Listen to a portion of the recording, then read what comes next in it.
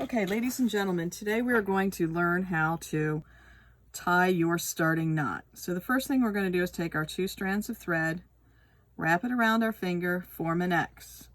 Once we get that X, we're going to put our thumb on top of the middle finger, on top of the X, run our thumb off our index finger.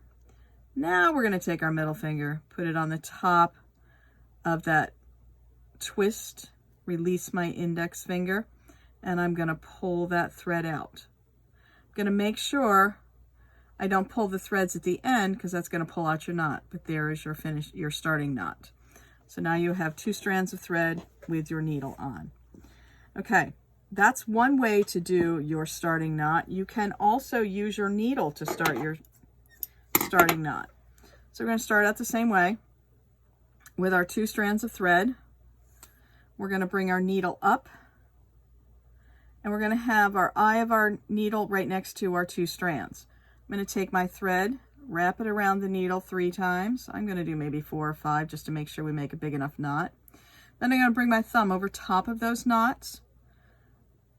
I'm going to push my needle through, pull it through all those little wraps. And then when it gets to the end, we have a little knot. Notice it's got a long tail, so we can actually just trim that.